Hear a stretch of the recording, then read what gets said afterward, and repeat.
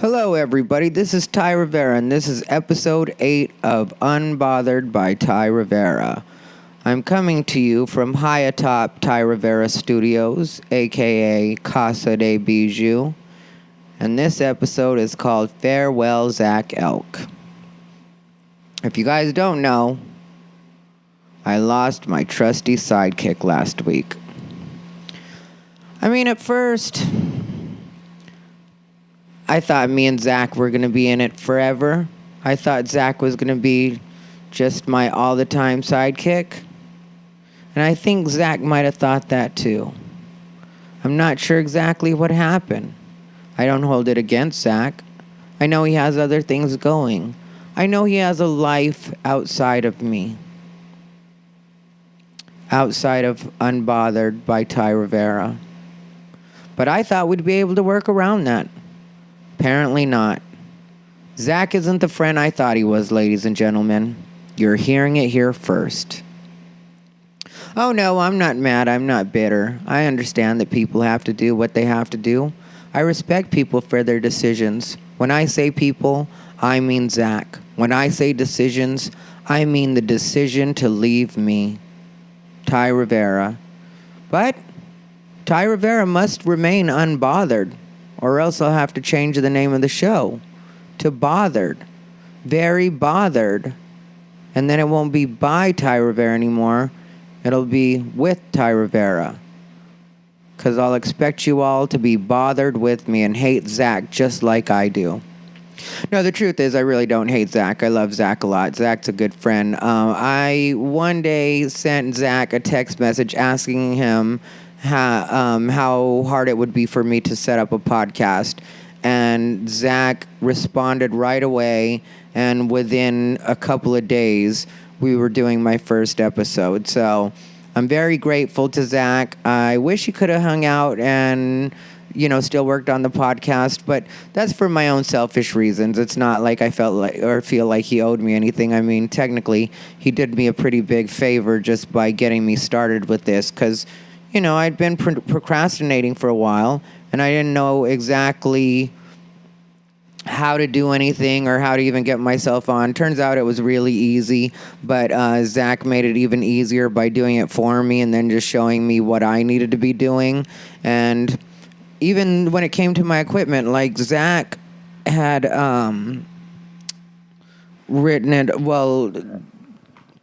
printed it all out for me, like what it was I needed, and that's basically what I ended up getting. Instead of going with the other equipment he had suggested, I went with an H4n, so that's what you guys are listening to. I'll be figuring more and more out about this myself. I know that there's a program that I can use, but I wasn't sure exactly how to do it. So for this one, I'm just going to load it into GarageBand and then see what I have to do from there. But yeah, I'm excited about it. The original plan is still what I want to do. It's just I had to assume that Zac was going to be like a regular part. But what I plan to work up to, if you guys don't know, is I want to eventually have this be like a panel.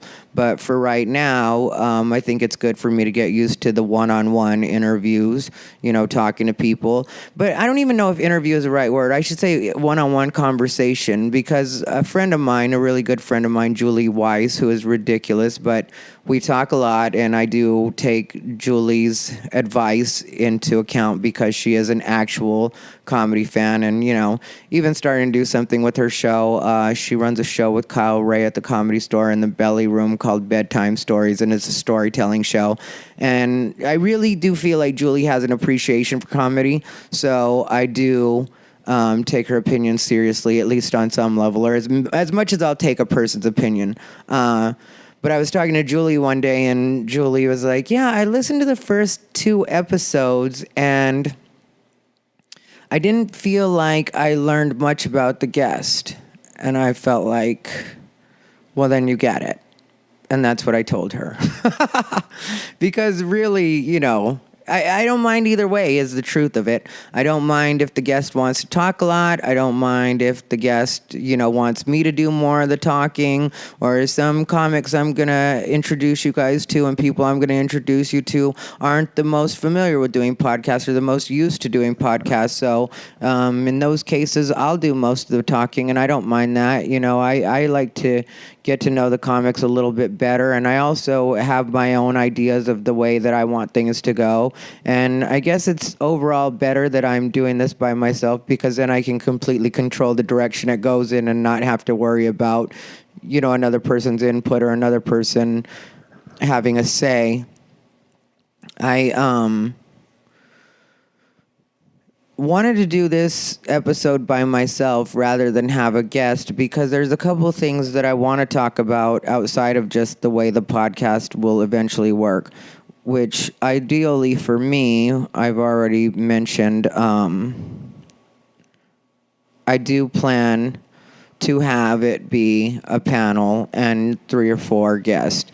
But there's some subjects I think people need to get a little bit more clear on where I'm at and a better understanding of what my thinking is, because a lot of times what happens with me is people, their first introduction to me is through social media or through somebody else telling them that they need to check out a thread I was on social media. And people can get an idea of kind of my thinking if they're paying attention or if they're able to put themselves in somebody else's shoes. But unless they hear me, they really can't get it. Like, the best people for reading my status updates and stuff like that are the people that already know my personality or have seen me live a couple of times, because then they have an idea of what my voice sounds like and the way I say things and the amount that I curse. When on the other side, if it's a person that doesn't know me, that's never met me before, a lot of times they take the words that I say in a really harsh way because they read them in their own voice, not mine. And so they think, well, what would it take for me to use the F word that many times? Or what would it take for me to call somebody a bitch? Or because a lot of times people don't even get that. Like, I use the word bitch a lot, but I mean, like, it's genderless to me. It's just like, I'll say this bitch all the time about guys. I'll just be like, this bitch. And my friends will laugh, and everybody knows that I'm silly like that. And so they just forgive it. But if I say it online, then all of a sudden I'm a gay misogynist or whatever it is people are doing. There's a lot I want to talk about on this episode. One of them is definitely my recent Facebook statuses. There were 2 of them that really caught people's attention, and I really do want to get into that. I'll start off by reading the first one for you, and then I'll talk a little bit about that, and then we'll go into the second one and see actually how much I can talk about either of these 2 things.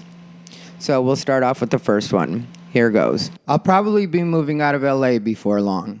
I'm bored and beginning to find this city creatively stifling. If the rest of the country agreed my thoughts and opinions put into joke form were offensive or not funny, I would rework and rethink them, but that's not the case. The LA comedy scene has turned into a bunch of white kids trying to decide what's offensive, which types of ethnic people have the right opinions, and where we should all be on politics. Even a lot of the newer ethnic comics have started to think this way, and it's gotten boring. The truth is, if these people are funny, I could at least respect it, but again, not the case. Most of these people consistently perform to crickets, and I don't know why so many continue to humor them. It's also weird that industry goes along with this. I mean, how many comics have to eat it on Conan before anybody admits that a change needs to happen? I guess maybe I don't have to understand. I just have to decide when I've had enough and pick where I want to live instead. Yeah, so I bring up this particular post because a lot of people asked me about it in person. People were wondering if I was going to move. Somehow it even got to my mom, who doesn't have Facebook, which that got on my nerves, but on a different level, just because I'm closer to my parents than anybody in the world. So if I wanted to tell them that I was going to leave, I would have told them that I planned to leave. I don't know exactly what I'm going to do right now. I mean, like, I know that for the immediate future, I'm going to stay in LA just because I think it's important.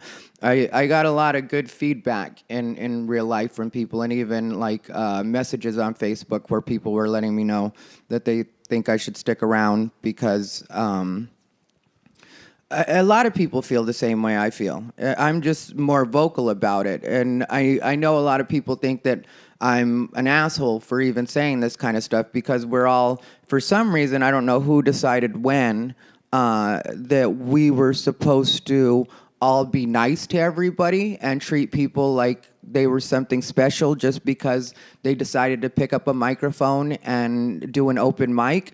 But we're not supposed to acknowledge at all that a lot of these people are just using it as a social outlet. Like, a lot of these people don't actually have a love for the craft. They're not really trying to work on things. What they do is they go to one spot, they hook up with their friends, and then they either hang out drinking PBRs, doing something douchey like that, or they try to make it so they're around a bunch of comics so that they feel like a comic. And that's not what being a comic is.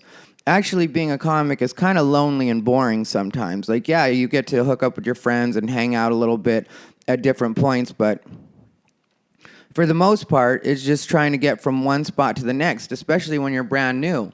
I mean, like, when you're brand new, you should be really working on your material and reworking things that aren't working. Like, I notice a lot of people doing that. Like, they think that they're smarter than the audience. The audience was too dumb to get me, so they don't change their material. Well, one, I don't think the audience is too dumb to get you. The audience gets you just fine usually. They just don't think you're funny. So trying to blame it on the fact, on your intelligence is really the dumbest thing you can do. And it doesn't even make sense. It's like, okay, you're too smart to, because you're calling these people stupid, right? So you're too smart to make a bunch of monkeys laugh? Is that what you're saying? You're so smart that you can't figure out how to make stupid people laugh. Makes no sense at all. And then people say that I'm not being nice for saying this kind of stuff. But like I said, I don't know who decided that comedy was supposed to be supportive and nice. Like, that's not the way it was when I first started doing comedy. I'm very honest about the fact that when I first started, people tried to bully me. That's just what happened. But I'm a grown man, so it's kind of hard to bully a grown man if they don't let you. You know, it's pretty easy to bully anybody if they'll allow you, especially now with the way a lot of these people act. I mean, these people act like they're constant victims. I mean, like, I guess if blogs had really been an option when I first started out, maybe I would have wrote a blog about how victimized I felt all the time. But instead, I went home, tightened up my material even better, came up with some comebacks for the people that were trying to bully me just in case they told me anything. And once in a while, I had to use a few of those comebacks. But really, I just had to be strong enough, like material-wise, not only, you know, in my own personality and like inside, like what was going on, be strong enough, but be strong enough with my material. And this is LA, you know, this is where it's all supposed to go down in theory. Like, this is supposed to be the most creative place, the place where you can be the most free. But instead, now, I'm constantly having to hear about, you know, rape on the alternative scene or the improv scene. First off, I don't care what goes on the improv scene. I'm not an improv comic. So I'm not going to concern myself with what's happening with a bunch of white people that clearly don't know how to respect people. I mean, like, if the rape is happening the way that everybody's saying it's happening, you know, the sexual assault is happening the way that it's happening, it's looking like a very white problem to me right now. Like, I'm not understanding why I'm supposed to care so much what these, not even young, they're usually like 20 to 30-something white people are doing with themselves. I mean, like, you want to write blogs about how to respect yourself and how to keep yourself out of danger. Well, nobody writes blogs about that. That's the most annoying thing. Like, when it comes to, like, how to keep yourself out of dangerous situations, instead people write blogs about what a victim they were. And everybody acts like you're so brave. No, how about you pass what you learned on? How about you pass on, hey, if a guy tries to talk you into doing something you don't want to do, don't do it. How about you share that a little bit more instead of making it seem like there was no way that anything ever could have been done about any of this stuff? Like that UCB situation happened, and it seems to me like from what I was reading that maybe a lot of people fell short on that. Maybe a lot of people didn't do their jobs. But Again, I'm not supposed to have an opinion other than the one that you tell me I'm supposed to have. So this is suddenly a guy that was raping a bunch of people, and I'm just supposed to accept that with no other facts. Just, you told me, so now that's what I'm supposed to think. And it does disappoint me that ethnic people are starting to go along with a lot of what's happening on the LA comedy scene. Like, you know, it's like... Really, we're not supposed to use certain words because they make you uncomfortable? Like, I've literally had people tell me that I should not use the word fag anymore. I do a joke about it, but I've had people tell me that. And I came out when I was 17 years old. To this day, I have a phone full of friends, text messages, where we're calling each other fags. That's just the way it is. And we're all gay. So... I'm supposed to change the way I talk because it makes some white kid that went to Berkeley uncomfortable? And when it comes to women, like, a lot of times people talk to me like I must hate women. No, I don't hate women at all. I hate stupid bitches, and I'm very clear about that. I don't know how else I need to say this for people to really get it, but that's where I'm at. A lot of this stupid bitch white shit that I'm supposed to care about, I don't care about. I'm not going to pretend to care about it. Like, I was at an open mic not too long ago, and there was a comic, a white female comic, that got mad because I did a joke about white women. I didn't reference her at all during my set. I just was doing, there was a bit that I did about white women. Never mind the fact that I had done gay jokes already. I had also done jokes about trans people. But now, for some reason, white women are a protected class. Okay, now, what level of white privilege is that, white woman, that you think that I'm not allowed to mention white women altogether? We all live in the same world. We're all living in the same country together. In some cases, same neighborhood, and definitely on the same comedy scene.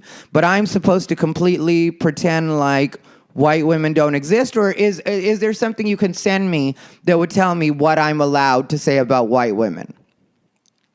Because I remember growing up, and even now it seems, that white people have a lot of opinions on ethnic people and what we should be doing. But suddenly we mention white women, and that's where we've gone too far. I mean, how dare you mention a white woman? I'm supposed to be protected. Well, I don't know who's protecting you, because from what you guys are telling me, your white men are raping you. So find your protector and have him give me a call. I don't know what to tell you.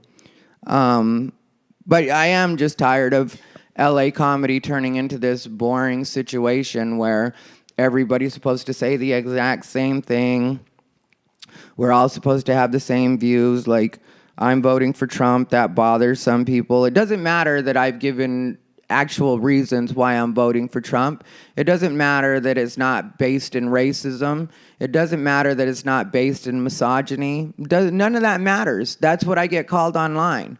That's the other thing that's been driving me crazy, is what people do online. What people do online, which is a cheap hustle in my book, is when they put words into your mouth. I hate when people put words in your mouth. Like, I put a post up, and then people will be like, so are you saying, no, bitch, I'm saying exactly what you just fucking read. Don't add anything else to it. Don't change it because it suits your argument better. I'm saying exactly what you just read. It's right there. You can read it. It's typed out. It's a Facebook post or a Twitter post. I mean, you can read the exact words. Or are you too smart to read the exact words? Does your brain work at such a level that you read extra things in what's clearly written in text? I don't understand this thinking. It happened to me not too long ago when I did a post about dating and how women shouldn't use men if you have no intention of hooking up with this guy or no romantic interest with this guy. Then, you know, don't go out on a date. Don't have him spend a bunch of money on you, especially in LA, because we all know that in LA, a date can easily turn into $200 or $300. I mean, like, minimum $100 is what it costs to go out on a date in LA. We all know this. So, I mean, like, if you have no interest in a guy, then don't go out with him. But if you do go out with him, and then at the end of the night, he tries to kiss you, don't act creeped out about it. Politely decline, move on from there, wrap up your night, whatever you want to do. If you guys decide to stay friends, you're both adults. That's between you. I don't have a problem with that. I'm not trying to say what people should do with themselves in that way, but like as far as acting like he's a creep and writing a blog about, a blog about him, or telling your friends what a creep he was for trying to kiss you. No, he's not a creep. He's a guy that thought he was on a date. And as long as once you tell him that you're not interested, he lets go, lets you alone, then there's nothing else to talk about. He's not a creep. He just tried to kiss you. That's what guys do sometimes. That's what girls do sometimes. I mean, like, I've had girls try to kiss me before, sometimes because they thought it was going to be in a romantic way, which I don't know why they thought that, because I've been out forever, but it does happen. I've also had girls try to pick up on me because they think it's a challenge to try to turn the gay guy. You want to talk about creepy? That's a creepiness that a lot of gay men don't talk about, that we sometimes have to deal with women. And sometimes women will grab you in places they shouldn't grab you because they think it's funny because you're a gay man, and he doesn't care, he doesn't mind. No, bitch, you're still touching my fucking body.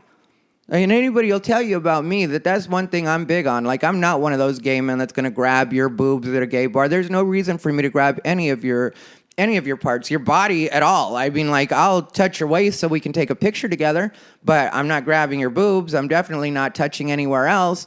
Every once in a while I will give a girl a slap on the ass. Like, I was at Slow Comedy Festival one year, and if you know me, you know I'm friends with Jen Murphy. I'm a fan of Jen Murphy. I love Jen Murphy. I think she's so great on so many levels, and we've done some gigs together.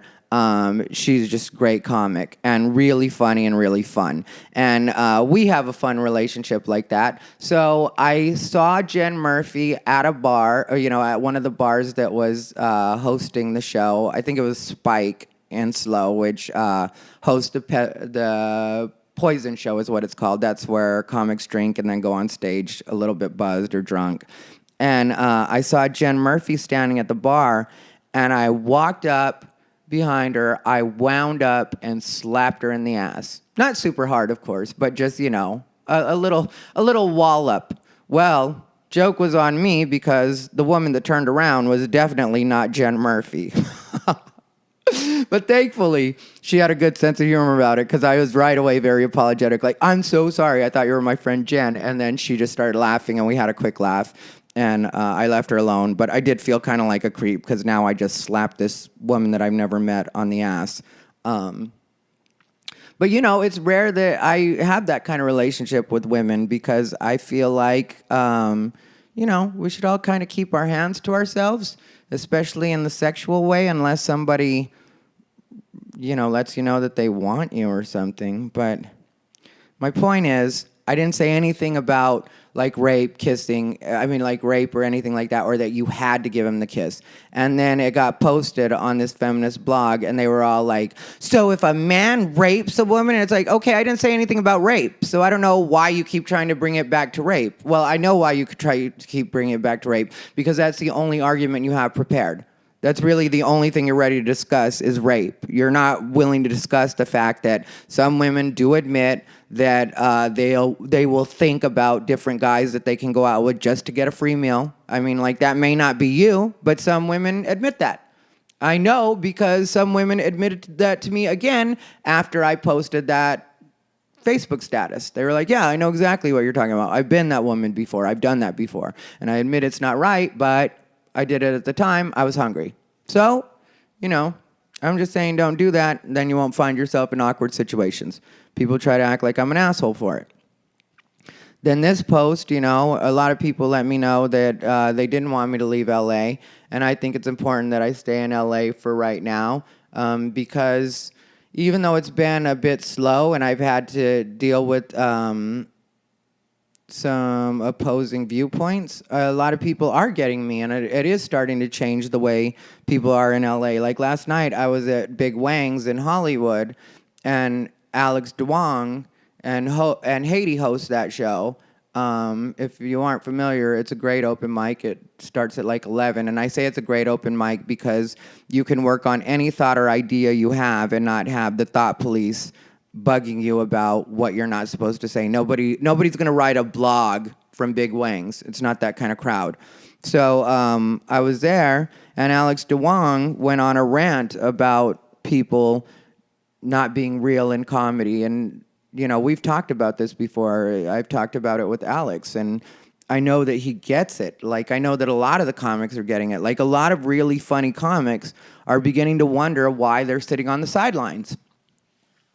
They're like, what exactly am I waiting for? Especially when they watch the comics that we're told are good, eat it everywhere they go. Like, it's consistently, like, there are some people that think that comedy is bad because of what they're seeing on Comedy Central and what they see when a friend invites them out to the show. In a lot of cases, their friend isn't a real comic. In a lot of cases, their friend is either a bringer, or if it's like an alt show and it's advertises, you know, like it's got a great flyer and stuff like that, which that's one thing I'll give you, alt kids. You guys make some great flyers for some crappy shows. You guys can really make a crappy show look good. And you've been able to get over on a lot of people this far. But people are starting to figure out, and they're starting to think comedy's bad. Like, even at a lot of clubs. I mean, like, if you look at a lot of the comics going up at the clubs, a lot of times now, they're comics that the industry has picked, which I don't know where the industry is getting their ideas. I mean, like, I know for a while Conan was... J.C. Cicoli had something to do with that, which if you've ever seen J.C. Cicoli, that chick has no business having anything to do with being a tastemaker in comedy. She's not even funny herself. I mean, like, I know she's done some festivals and stuff, but I think that's because her blog is popular, because she is not funny. If I remember correctly, I met her when she was a waitress at the Laugh Factory, and I don't know what it was about serving drinks that told her that she would be funny.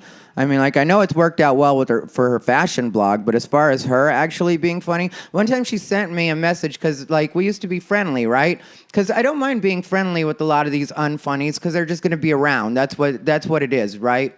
They're going to be around in different places. What started to bother me is that the unfunny people started becoming tastemakers. Like, not too long ago, what was his, my friend, he is my friend, Tamara Katan on like episode 2 or something like that, asked me why it was I didn't like Brandy Posey. And I gave a couple of reasons, but really the reason I don't like Brandy Posey is because Brandy Posey used to be cool. Then she started booking Picture This, and suddenly she started feeling like she was a tastemaker, and you could tell in the way that she was carrying herself and stuff like that. And it was just like, you're not even funny yourself. I mean, like, you're not funny, but for some reason now you're supposed to be a tastemaker. How about the unfunny people sit off in the background? How about we not hear a lot from you? Because that's what's bothering me the most about the censorship that's happening in stand-up right now. It's people that haven't figured out how to make things funny, so they get mad at other people that have and tell you, you can't say this anymore. You're not allowed to work on that idea because I don't know how I would be able to make that funny. Well, I'm sorry to tell you, but I'm not going to change what I do because your comedy isn't up to par. That's just not the way it makes no sense at all that I would take advice from somebody that's less funny. How does that make sense to anybody in the world that we're all supposed to be listening to people that aren't funny? Like, take all of the ones that you see, the social justice warriors online. Take all of the ones on Facebook and tell me how funny each one of them are. Tell me which one I'm supposed to be listening to because they have such a refreshing point of view once they go on stage and they rock an audience. When you can really tell me that, then I'll listen to you. Because most of the quote-unquote comics that are writing blogs or on the social justice warrior side pretty much just eat it when they go on stage. There's nothing great about what they do. People respect them. They'll get golf claps throughout their set because they say everything they're supposed to say. They're on the quote-unquote right side of every issue. But when it comes to actual funny, not a lot happening in that way. Oh, when it comes to actual funny, there's another thing I wanted to talk about. Last week, if you listened, I had Nick Guerra on my podcast. If you don't know, Nick Guerra is one of my best friends in comedy, but I don't plan to have him on the podcast again. The reason I don't plan to have him on the podcast, and this will also answer for a lot of people why I haven't asked you to be on my podcast. I know I have a lot of good friends that are doing really well, and maybe if I had you on my podcast, I could up the listenership or expedite the process a little bit. But here's the thing. I know a lot of my friends are doing well in the industry way. So Nick Guerra being one of them. So let's talk about Nick Guerra specifically. Nick Guerra is doing really well in the industry way. Like he's been on Tonight Show, and he's got he was on NBC for Last Comic Standing, and a lot of people, he won Stand Up for Diversity. A lot of people in the industry are liking Nick right now. So my thinking is, as a good friend, it's better for me to stay out of the way and not really let Nick's comedy brand mix with mine too much, because there's too many places for Nick to get in trouble with the stuff I talk about. Like I talk about, some of the ridiculous sexual assault happening. I talk about Black Lives Matter. I talk about politics. I talk about all sorts of stuff that can easily, in today's culture, make it so somebody doesn't work. Because that's one of the things that I really don't respect about what's happening right now is when people don't like your opinion, what they try to do is make it so you don't work. Like they'll hit up everybody they can possibly hit up to try to make it so that you can't get booked, or so that people will feel like you're a liability. Like, this is what people do. And I would just hate for that to happen to Nick or any other one of my friends that's doing really well just because they decided to come on my podcast, which for them is fun. For me, I'm actually going to make something out of my podcast, but for them, it's just a fun, let's do it, let's have fun. And then if they say the wrong thing and people start getting like, oh, he's so offensive, and then it turns into like a hiccup in their career, I don't want to be responsible for that hiccup. So that goes for a couple of my other friends. I have one friend that's on the industry side of things, and I was hanging out with her over the weekend. She asked me about the podcast, and I was like, yeah, I'd love to have you on, but I just know the way we talk. That's the other thing with me and my friends or anybody that knows me. Because I'm so relaxed and able to listen to any opinion about anything and not be bothered by it, Unbothered by Ty Rivera, I'm able to not be bothered by different opinions. People are really open with me. So I know a lot of people, it's easy for them to forget a microphone's in front of them and just start talking to me because we talk the way we talk. And I'd hate for anybody to either lose their job or, again, just have a little bit of a headache where it's like, I wish I hadn't done that. But I also don't want to change my content. I also want to talk about the things that really do bother me. And, I speak as freely as I want to, because at this point, this is my brand. This is what I do. I mean, I say what I feel like. And that wasn't by design, It's just, I was really nice about everything for a long time. That's what a lot of people won't acknowledge, is I was really nice about a lot of stuff for a long time, and then people just started abusing it. People started abusing it by, I'd be super nice off stage and everything like that, but I'd go on stage to work on my stuff, and people wouldn't like my content, so they'd give me, like, shorter amount of time.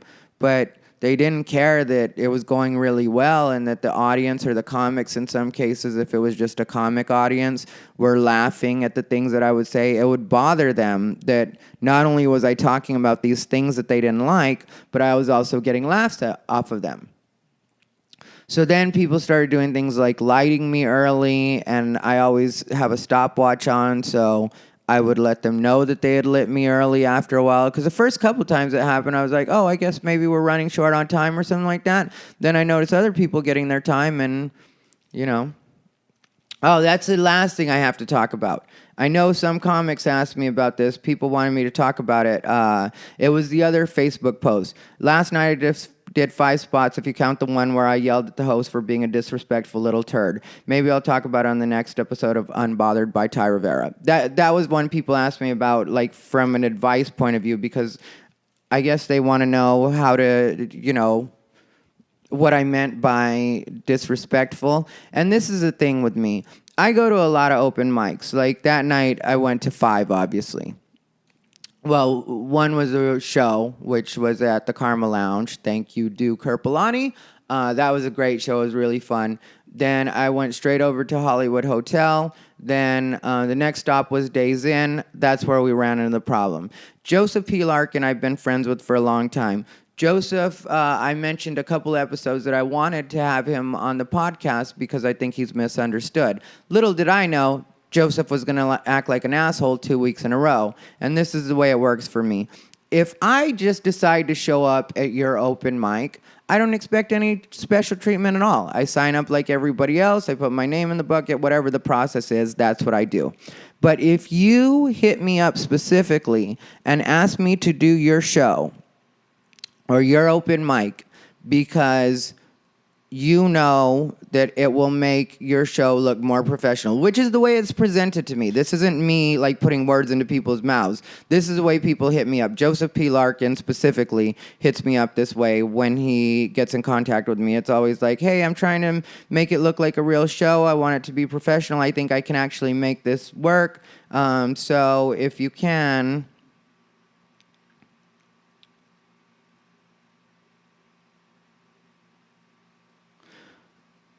Yeah, if you can, come out and, give an actual set and whatever. So I show up the week that he hit me up, which was 2 weeks ago, but I had a party to go to, and even though I sent him a message ahead of time saying, I'm going to be there, I'm on my way now, he didn't have room for me to go on right away.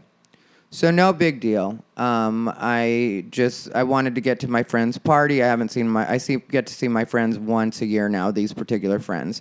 And so I wanted to make it to their party. So I just sent Joseph a text while I was in the room that said, I'll just come back next week.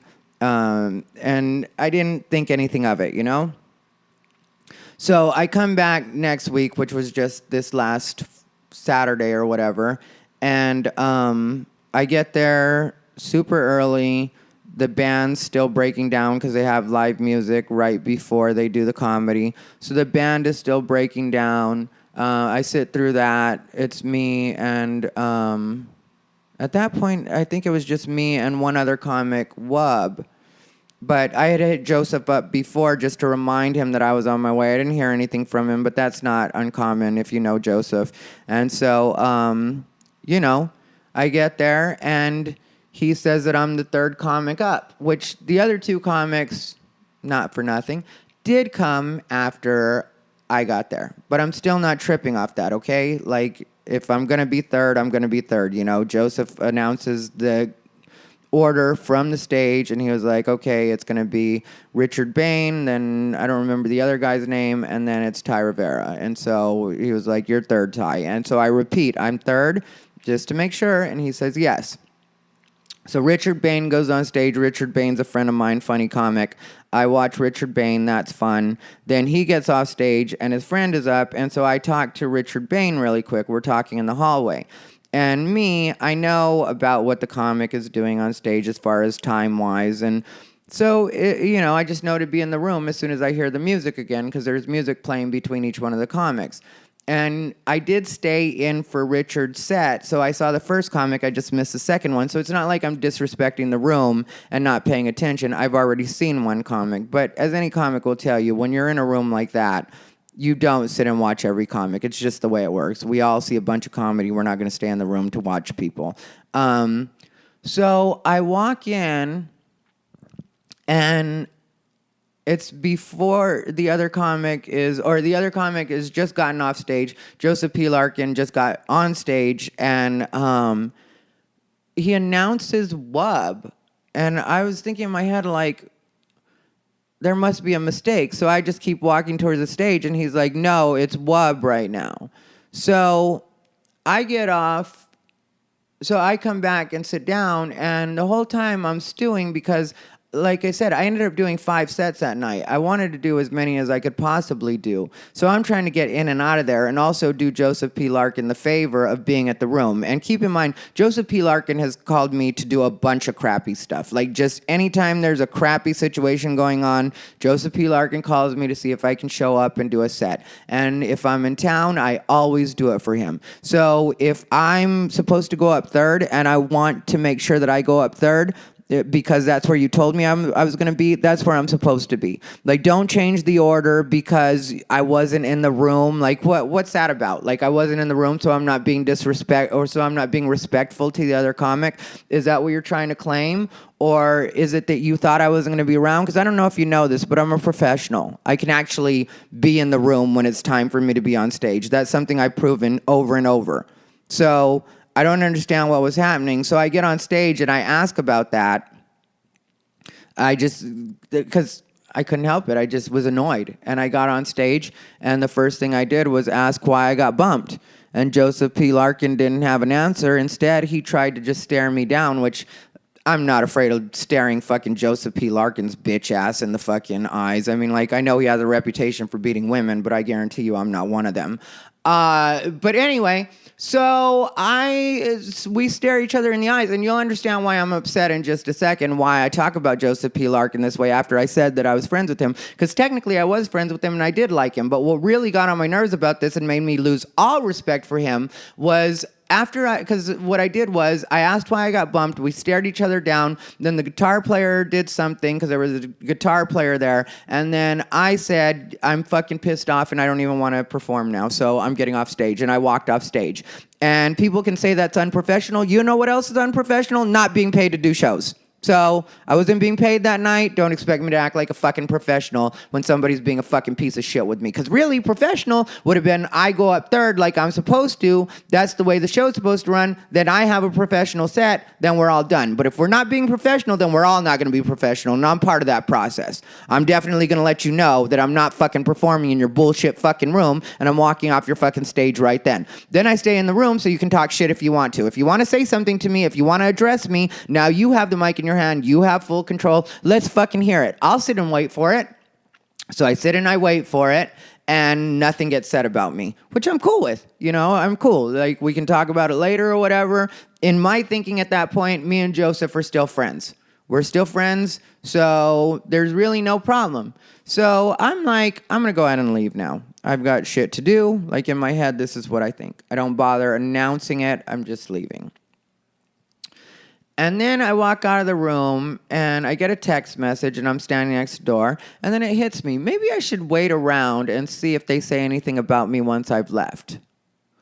So I'm standing, like, you know, in the hallway, checking text messages, doing the kind of stuff that I do. And at this point, I'll admit it, just basically stalling so I can see if he says anything about me, thinking I'm not around anymore. And sure enough, I go on. The other comic wraps up. He goes on stage and starts talking about how it seemed like I had a meltdown and that he doesn't give a fuck is the way he put it. You know, fucking bitch ass Joseph P. Larkin is like, I don't give a fuck. Fucking piece of shit.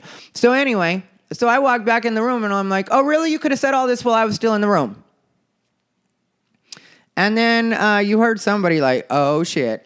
And then I let Joseph P. Larkin know basically what I let you guys know right now. That, you know, whenever you ask me to do a shitty room, I'm there to do it. There's no reason to bump me. When I'm supposed to go up third, I'm supposed to go up third. That's the way it's supposed to work. Then this girl starts chiming in, which I've never met this girl in my life, and she's not even a comic. And she's like, because I was like, you know, everybody knows I work. Everybody knows I have other stuff to do. So I don't know why you would think I'd be down to just waste my time waiting around. And so then this girl chimes in and she's like, oh my God, are you saying you're better than people? Are you? Because everybody, and this is what gets me about people, that people don't understand that comedy is the kind of thing where, yes, some people are better than other people. Some people are just naturally funnier than other people. Some people are good at working an audience. Some people are good at doing material. Some people are good at, like, you know, just the discipline part of stand-up, which a lot of people don't even understand that there's discipline involved. Like, you have to, you know, be able to do a bunch of spots. You also have to be able to stick to a set at certain points. There's a lot of stuff that goes into it. So yes, some people are better.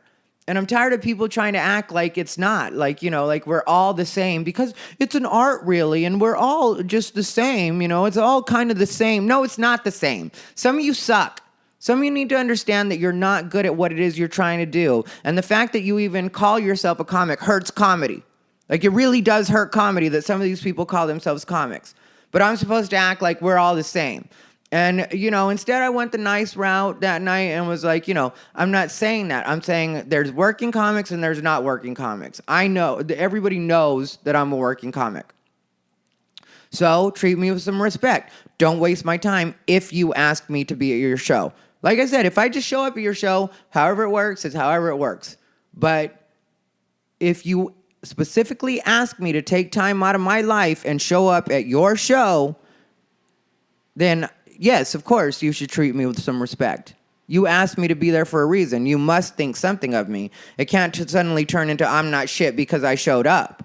Like, that makes no sense at all.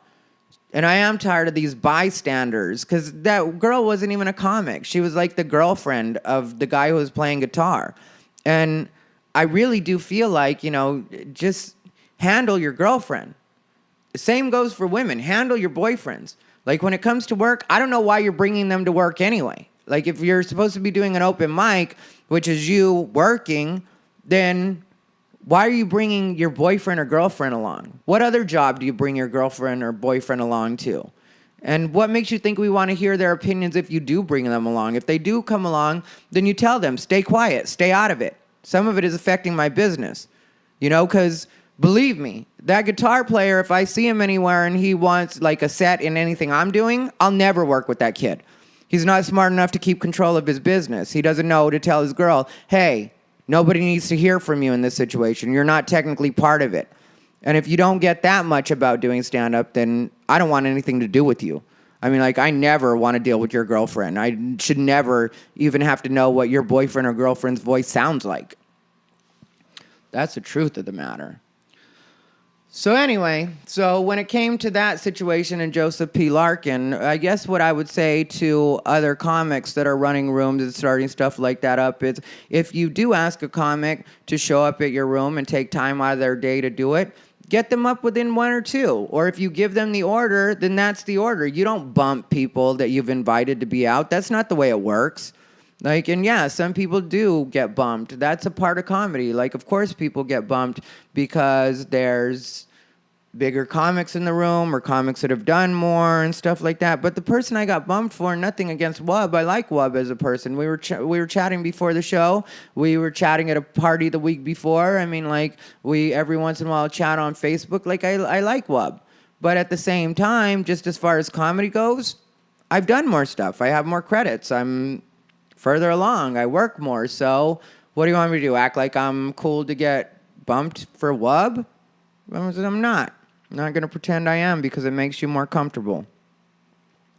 All right. Well, I think that I've talked about everything. This is the only episode that I'll probably be doing 100% by myself. But I thought that it would be nice to do one by myself so that I could explain to you guys where I'm at on these things. And to answer the question in short form, I will not be leaving LA anytime soon. I may, at some point, decide to leave LA, but for right now, I think it is important that I be here, so I will be hitting as many open mics as possible. Like I said, I don't expect any special treatment if I show up at your open mic. I know some of you give me special treatment and special consideration, and I definitely do appreciate you, and Santa will remember you when Christmas rolls around, I can tell you that. But that's between you and Santa. Either way, I'm a very easy guy when it comes to stand-up. I've been working it for so long that I know how it goes. And yeah, I'm very easy in this way. Anybody that's seen me at an open mic, even though they try to talk shit because I go on stage and say whatever I want. The truth is, at open mics, I conduct myself in a professional manner, and I'm pretty much nice to everybody. So it's not like I'm asking for anything special in asking just to be respected when you ask me to volunteer my time to do your show, which is what it comes down to. I'm volunteering my time. Also, if I haven't hit you up for my podcast, I think I explained why. If we're good friends, you've got some shit going, you're actually working and stuff like that, and I know you've got like more of a squeaky clean reputation, then I haven't invited you on because I don't want to get you in trouble. The people that I do invite on, it's not that I don't respect you. I definitely do respect you. The thing is, I just know that the people I invite on, for the most part, will be people that do edgier style and don't mind having all of these thoughts and ideas out, and even in some cases, I guess, having to defend them if somebody gets upset about it. So it's just a matter of, like, people kind of knowing and consenting to what they're getting into. You know, I don't ever, like I said, want to get anybody in trouble that doesn't need it, doesn't want it, isn't that type of personality. So if I haven't asked you, it's probably related to that. If I haven't asked you and you don't care about what you talk about, you're completely all right talking about everything, then hit me up. I mean, like, I'm sure I'd be open to having you on. I'm open to having a lot of people on, and really, that's what I want to do with this podcast. In the interim, before I get it to where I'm doing panel, is I want to be able to introduce you guys to a bunch of people that you don't usually hear from, but definitely do bring it on stage. A lot of comics out there, like my friend Dicey. I want to have her on because she's got a great opinion or great opinions, and I know she definitely can hold a conversation, and I think she's super interesting. Then who else do I want to have on that I've thought about? Oh, I just met this guy Aston the other day that's like a real Black Lives Matter guy, but, you know, same kind of thing. Like, he's open-minded and willing to, like, have a real conversation, but he's been very involved with Black Lives Matter. So, and I know Aston doesn't sound like a black name, but he is black. I know some people were thinking, oh, of course you want to talk to Aston. You don't mind talking to Aston. Aston's black.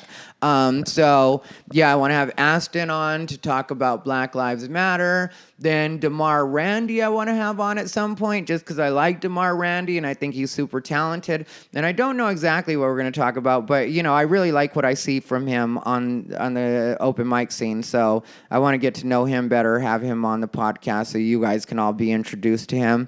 I know a lot of comics listen to this. Some of you won't be getting introduced to him. Instead, you'll just be finding out a bit more about him. And I know there's other people that I really want to have on. They're just not coming to mind right now. So please don't crucify me about this and give me a hard time about not mentioning your name. If I've said I want to have you on, then I want to have you on. Yeah, and other than that, it's the same point as always. Fuck people. Thanks for listening, everybody. You can find out whatever you want to find out about me at tyrivera.com or americasfavoritefag.com. Then first weekend in September, I'm going to be performing at Laughs Comedy Cafe in Tucson, Arizona. I love that club. I'm going to be there, I think Friday to Sunday is the way that works out. You can check out tyrivera.com or americasfavoritefag.com for the details on that. Outside of that, I'm doing a bunch of stuff in LA. Wednesday, which is tomorrow. I think I'm going to post this today. So tomorrow, you can catch me at the Irvine Improv, where I will be featuring for Mr. Darren Carter, the party starter, and then Jackie Fabulous or Jackie Champagne, whichever one you know her as, hilarious comic. She's going to be hosting the show, and so that's going to be a show. If you get a chance to make it out to the Irvine Improv tomorrow night, Wednesday, August 24th, you will get your money's worth, because that's going to be a great show. Jackie is absolutely hilarious. Darren is great. And then we all know what I do. Talk shit and be full of myself. Anyway, this was episode 8 of Unbothered by Ty Rivera, the farewell to Zac Elk episode. Fuck Zac Elk. Just playing, Zach. I'll talk to you tomorrow, or I'll call you. We'll talk soon. Bye. Oh, yeah. Wrapping up. Ty Rivera signing off. Gay. Barf.